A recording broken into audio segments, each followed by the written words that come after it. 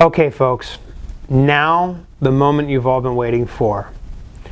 Before, we've only focused on disclosure, what's been available to us, and how to take advantage of that and put together this amazing puzzle piece of protocols and ports and access and theory, etc., etc., etc.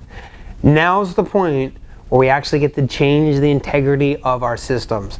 This is what we refer to as the classic hack. So let's take a look at it. Remember, ourselves to our target. Ultimately, we want to gain access to our systems. So there's different ways in which all of this you have to master, but there's different ways in which you can break this down increment by increment and look at. First, gaining access to the system. The easiest way, of course, is going to be a username and password. So how do we get those? One way, eavesdropping. It's just as simple as that. If you could either look over somebody's shoulder and get their password, or it's written down somewhere, or nonetheless, you have that password, that's the holy grail, okay? If you don't have it, then we have to get it some way, and we have to use our creative social skills to actually do that. This is where your traditional brute force attack, or exhausting all possible combinations of the password, that's where that comes in. Or dictionary. This is where you take a password file and you reference it and compare it against a file of stuff. And in that file could be literally anything. Then defaults. You could just Google default usernames and passwords. If that gets you access, great. Low-hanging fruit. Or the hybrid technique, which is traditionally brute force and dictionary. At a minimum, you must master these ways of gaining access to a system. Once you gain access to that system, then, okay, let's get more privileges. All right? So this is where exploits come in, or additional password cracking techniques, because you might have access as a guest, but now you want to go after the administrator or some other higher privileged account. So there's two ways in which we can summarize doing that. Horizontal privilege escalation and vertical privilege escalation. Horizontal, going from group A to group B, versus vertical, going from guest to administrator. Okay? Once we gain access and can get some privileges, even if they're low level, this is where we ultimately want to start having our applications or malicious software executed on that system. So executing application. This is where the whole world of Trojans and spyware and viruses and worms come into play. It's its own separate module, so we'll see that a little bit later on, but I will give you the basics of how the tools works. Keyloggers, whether hardware or software. This is some really fun stuff, because if you can just put a hardware or a software-based keyboard logger on a system, you can capture everything that person types. Even better to be able to do that remotely. Right? We need to do this so that ultimately we can put our own backdoor, execute the application for our own backdoor on that system, so that way we can have our way with it whenever we want. All right? Next, once we get our applications to execute, we got to be able to hide some stuff, right? This is where rootkits come in play, because ultimately rootkit gives you backdoor access to the system, and you don't want to advertise, hey, I've got access to your system. All right? It doesn't work like that. You have to be very, very covert and hidden in that sense. This is also where alternative data streams come in. This is such an easy technique to do, but very few people know how to do it. This is something you should be able to do on the fly. Boom, alternative data stream, done. That simple. Stenography. Notice I have some stars next to keyloggers and stenography. These are separate areas of expertise. Literally, that's its own Pandora's box, right? So keyloggers goes into all different types, and we're going to spend some additional time on that later.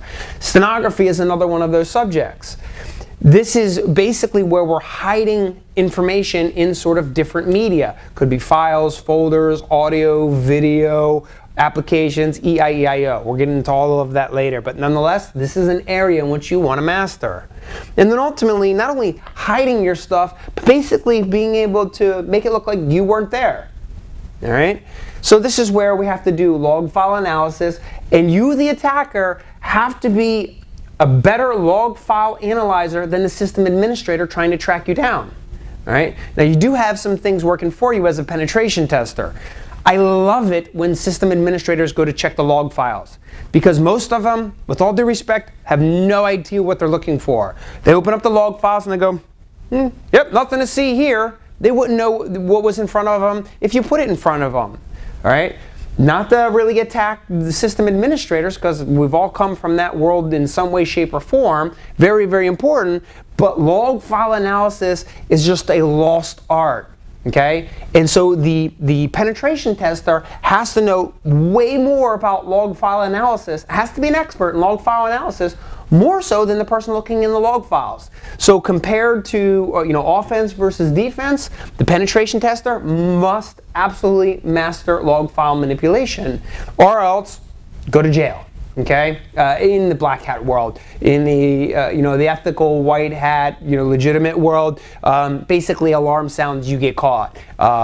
So if you're doing some sort of analysis and you're not, people aren't supposed to know that you're breaking into the network, you just now ring the alarm bells and game's over for you. Now you have to come out and say, yes, here's my paperwork, and you have to go explain your life away, and your test is over. All right, so covering tracks, extremely, extremely critical. This is you're getting caught versus you're not getting caught, or going to jail versus not going to jail, depending on if you're white hat or black hat in that world. Okay, so this is everything you need to pay attention to with our target. When it comes to Microsoft-specific systems, you need to know everything about authentication, realistically. Right? This is where the penetration tester has to supersede that of the network administrator once again, because you have typical Unix administrators or Microsoft administrators. Well, the penetration tester, they have to be a master at all of it. But specifically related to Microsoft, you must know how to access the Security Account Manager database on every type of system.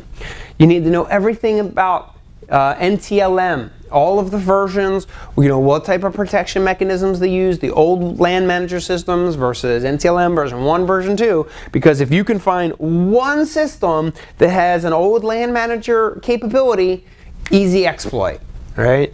Or Kerberos. How do you manipulate the Kerberos process? Now, let's go and zoom out here to password-specific stuff.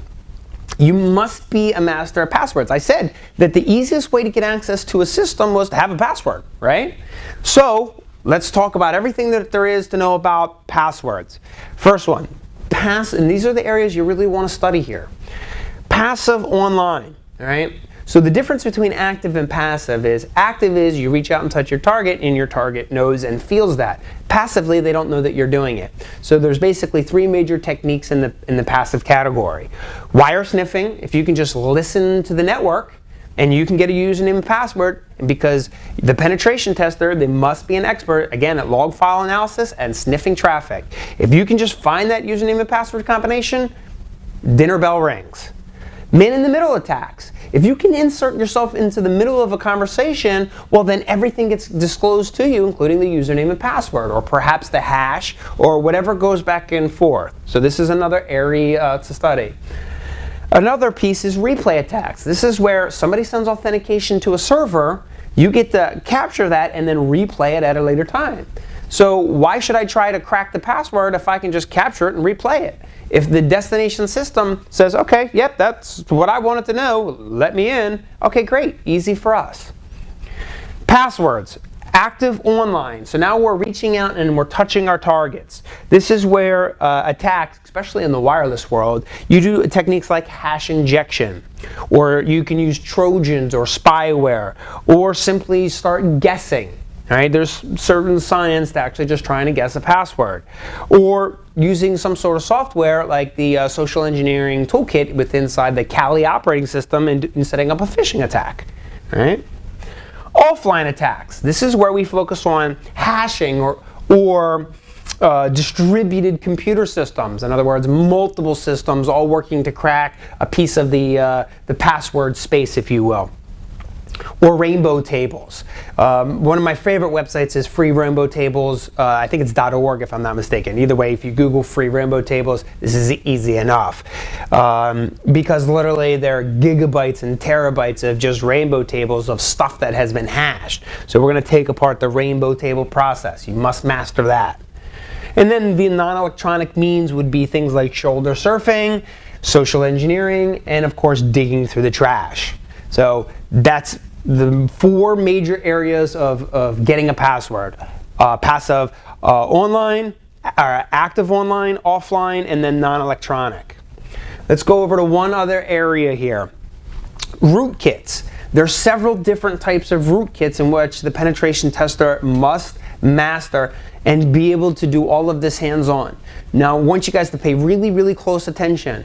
None of this is worth a dime if you can't do the hands-on. You can talk about this stuff in theory all day long, but you'll never get a job, you'll never be a penetration tester, you'll never have a career unless you can do all of this in a hands-on format. All right, so the difference that's going to separate you guys from everybody else out there that doesn't know what they're doing is you're going to be able to do this in a hands-on format. So rootkits, being able to create a firmware rootkit or a hypervisor rootkit for virtual machine software, or inserting a kernel level rootkit into like the operating system of Microsoft or Linux or something like that. Application layer rootkits, library rootkits for application programming languages, or even bootloader rootkits. Right? So the whole subject matter of system hacking could take years and years and years to master, and we can have that time if we need it. But let's look at the common countermeasures that are put in place, and then we'll wrap this up. Salting. This is a particular technique. It really should be a lot more popular than what it is, but most systems do not use salting. For why, I have no idea, because it's such an easy technique and it defeats a lot of the rainbow table style attacks. So we got to know what salting is and when to use it or when to look for it. Also, your run-of-the-mill anti-rootkit or anti-spyware type programs. That's a great countermeasure to defeat this type of attack. One of my favorite, albeit training, making sure everybody knows what the heck they're doing. Whether it's training employees, training system administrators, training penetration testers, training. The problem with training is that most of the time there's a problem, and so we fix that by sending someone to training. That's not the way training is supposed to work. Training, my point being, why not train them to know how to do it securely the first time so that there is no incident in which you have to detectively and reactively send someone to training. So preventatively versus detectively and reactively. I always suggest that training should be done proactively, and therefore you can address the knowledge gap and things like that. Also, hardening your systems. If you look at the target in terms of a surface area here, zoom back into the target for a second here, right? If we could take away all, from a defensive point of view, if we could start taking away all of the penetration testers' options, in other words, we don't give the penetration tester the ability to eavesdrop, we don't give them the ability to brute force or go after passwords, we monitor accounts, remember this is all defensive, we monitor accounts to see if someone's trying to crack passwords or do privilege escalation, or we monitor software on hard drives and operating systems to make sure that Trojan spyware and keyloggers aren't installed. If we constantly are looking for hidden stuff to detect it and correct it, so that way alternative data streams aren't left on the systems, or people aren't using stenography, or we're constantly doing log file analysis. If we defensively take these options away, well then the penetration tester has nothing. This is literally from a pen testing point of view where if I don't have any options here, I start scratching my head and going, we're going to have to get really, really creative because the surface area of the attack is slim to none at this point. I don't have any options here, which means that that target system is secure. But the more I have here to work with, the more I can go after that system. Literally, there's hundreds of hours worth of attacks and techniques that it can be applied just having that. So if defensively, if you can take that away, well then the penetration tester can't do anything. All right.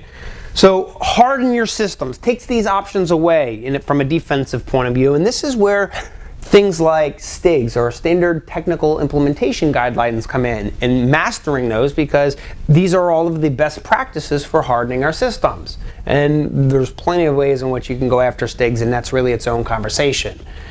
And the last piece is common sense. It used to be called common sense, but it's not so common anymore. Right? From a pen tester's point of view, I laugh a lot of the times. I'm like, well, they just left, a trail of cookie crumbs for me there. I'm just going to follow that trail and see how far the rabbit hole goes. Well, That's because the network administrators or the defensive people realistically aren't applying common sense. Or even if they wanted to apply common sense, they're getting lost in the processes, the procedures, and the technology, and they can't stop me for whatever reason. So if you can't stop me, well, then I'm going to exploit your systems, I'm going to write a report, and I'm going to show you. And I'm going to say, look, here it is. Here's the attack. Nothing is more valuable than getting access to a CEO's inbox and putting your resume on their desktop. That is your bread and butter. Case in point, yes, I hacked your system. Okay? You want to send the message? That's a great way to do it. But if I can't do that, well then, what does that say about your defensive techniques? Well, they have to be pretty good in that case, right? So, apply common sense. Let's not get lost in the policies, the standards, the procedures, and the guidelines, and get lost in the run-of-the-mill way in which IT is done, meaning the patch management process, the change control process. If all of those were robust and efficient, well then that makes my job as a penetration tester that much harder. Okay? So, quick summary. We're at the first point where we can change the integrity of our targets. We're not only using disclosure, like what a password is, but we're also exploiting the system in terms of integrity. There are plenty of things that we can go after on our target: gaining access, escalating privileges, executing applications, hiding stuff, and covering our tracks. Since most systems out there tend to be Microsoft, the biggest bang for your buck is to learn Microsoft systems first. Know everything that there is to know about the different password techniques, learn how to use rootkits to your advantage, and learn the common countermeasures that are put in place, because if the pen tester knows what countermeasures that are going to be put in place, well then the pen tester can sidestep and move around it. So let's go ahead and see what this looks like from a hands-on point of view.